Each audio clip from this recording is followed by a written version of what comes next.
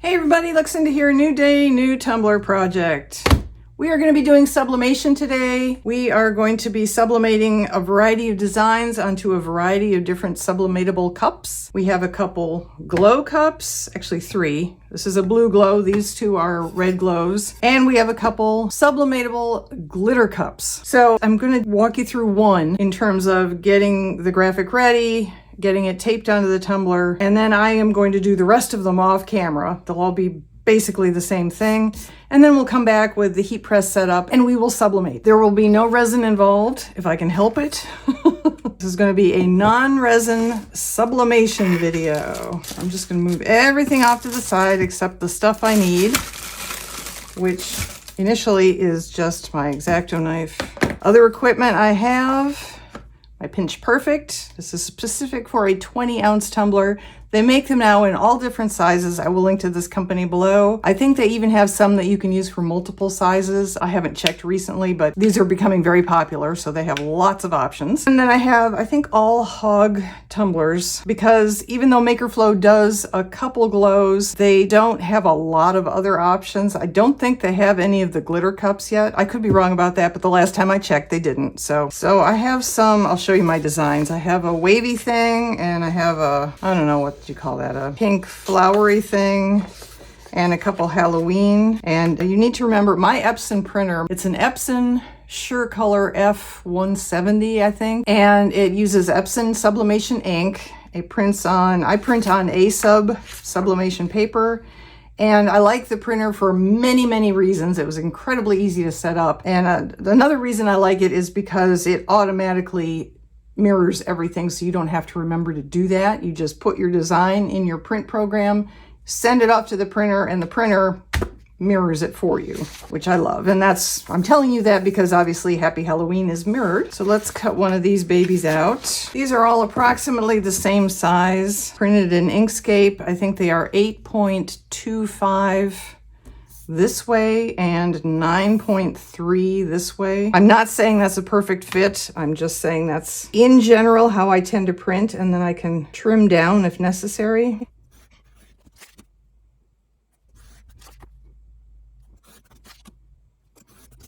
Okay, so this particular design I'm going to sublimate onto the pink glitter sub cup. So it's going to be pink on pink, and whether that'll show up or not show up, we'll find out. I'm hoping it looks really cool, but it could just sort of disappear.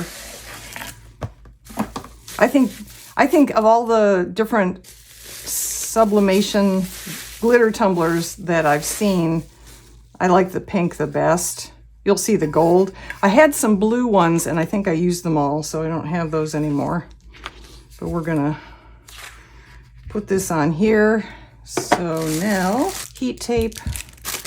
I have different kinds on here. I have received some from HTV Ront. I've received some from Hippo. Then you get your Pinch Perfect, and the idea is that these little rubber tabs go on each side of the opening, and they grab onto the paper, and then as you pinch them shut, they pull the paper tighter together, both edges of it, and that's where you can put your heat tape. Like that. And I just go up to the top, do the same thing. Oops. Like that. Bottom, do the same thing. Like that. And then I do a couple more in the middle. Some people may feel like this is over taping. This is what works for me. You experiment and do whatever works for you.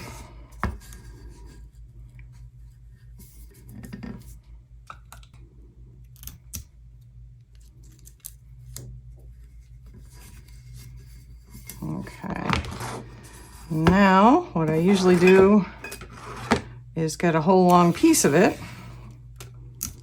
and do this.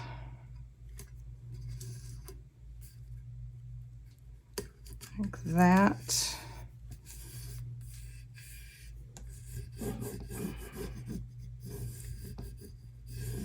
And then, unfortunately, I have found that taping the bottom for me is a necessity. It's necessary. I would rather not have to do this because it's a lot of tape and it's a lot of time. But I also don't like getting ghost spots and you know, shadows and things at the bottom of my cup either. I like a design that goes all the way down like it's supposed to. Again, could be my press. I have it set really tight, so.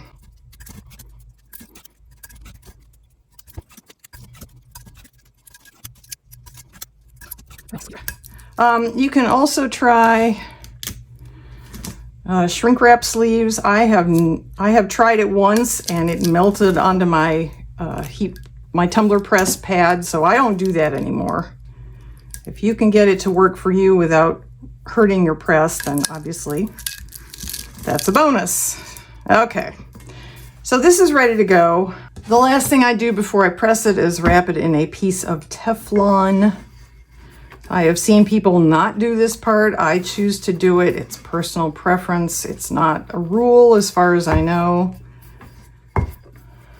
I think it distributes the heat more evenly. Other people have told me that I'm wrong. And it keeps any heat from getting to the cup at all, which is ridiculous because the cup is blazing hot when you pull it out. So I don't agree with that assessment.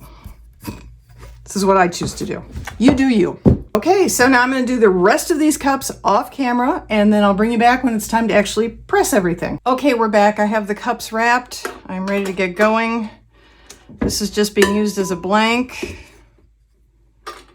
And I'm going to put my blank in there, shut my press, make sure the plug is in, turn the power on over here. Like that. It should already be set for 356 for 60 seconds. So I'll just tap my way through that and it will start warming up to 356 Fahrenheit. And it will beep when it's ready and we'll start. I have 5 cups total in case I didn't say that earlier. And we'll just go through them all.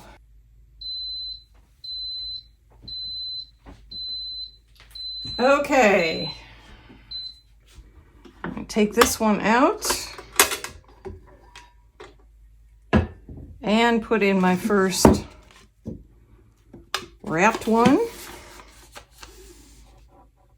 This will be, let's see, it will be pressed twice, the first time for 60 and then for 60 seconds, and then I'll turn it 180 degrees and press it again. First, it has to heat back up to 356 because this machine's a little odd, but that's okay. I don't mind.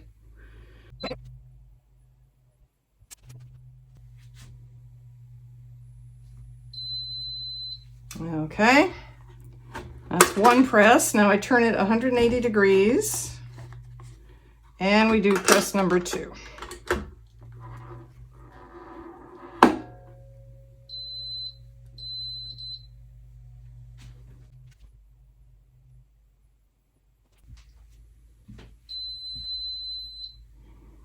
Okay,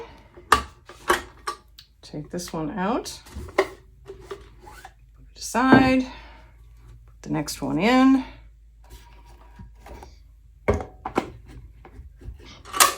put the next one in. Okay, come on. And then I'll just keep doing this. Fast mo.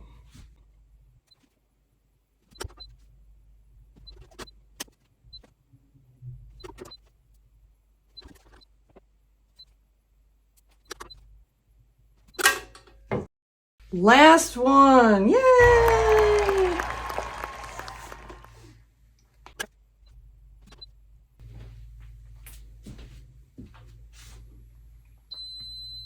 Yay, we're done. Okay, going to turn this off and unplug it. And I will bring you back when everything is cooled and we'll unwrap it all. Hey, we're back. All right, everybody's cooled off. Let's see what we ended up with. Let's just find out. This would be our pink glitter tumbler. I ripped my pointer fingernail the other day. It doesn't hurt or anything, but I had to basically cut it all off in order to keep it from ripping worse, you know. And well, as a result, I don't have a nail there.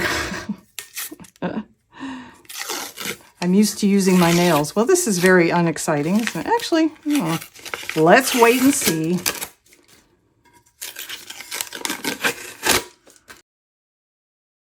There we go. It probably doesn't show up very well at all in the glare of the lights. Let me turn this one off. Let me turn these off. We'll just have the overhead for a moment. And I think you can get a better feel for what it looks like. You can see the pattern. I did get it all the way down to the bottom. And I think it looks it looks pretty. Is it exciting? No, not really. But I like how it looks. It's like it's, I don't know, underneath a bunch of pink glitter. I like it. Probably not to everyone's taste, but you know, how many times do I say that in these videos? I think it's kind of cool, and it was an experiment. I wanted to know. So then this one is the gold glitter that had one of the, what I would call the jelly wrap designs on it. Now, this looks cool. Oh, I like that. That is very cool. I mean, you lose some of the colors to the gold, the original colors anyway. A lot of the blues don't really look blue because the gold makes them kind of different. But that is, I mean, that is super mod. You know, if we were back in the 60s, this would be hot.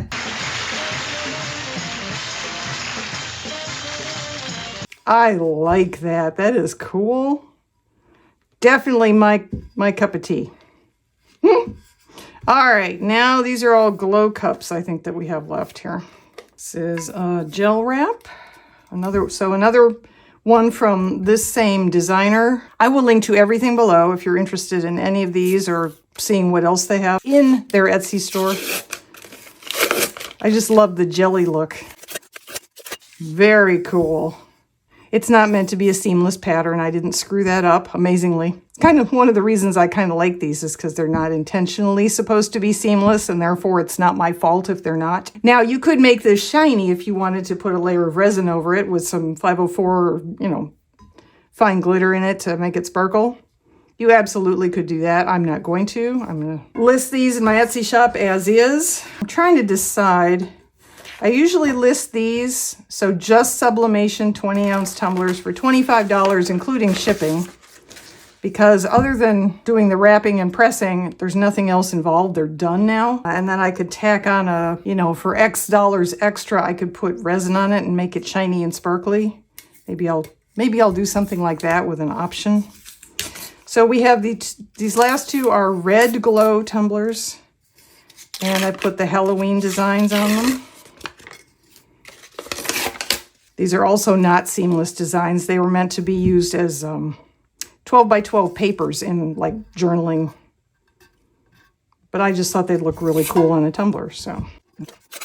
I did not get a very good connection there. I thought I taped that really well. I mean, it's not bad. It goes all the way down. The bottom looks a little funny, but the cup itself is okay. Very cool. We will put the glow cups in the dark and get a final shot of them that way. And we will take the glitter ones outside and get a final shot of them that way. Happy Halloween! Yes, I realize it's not Halloween season, but I love Halloween and I wanted to do these anyway. Just to see what they would look like. Love them, love them, love them. Okay, like I said, we will see if these still glow, and we will look at these out in the sunshine to see how much they sparkle and whether you can still see the design when they're sparkling. And yeah, it's time to wrap this up and go to the final shots. Here we go.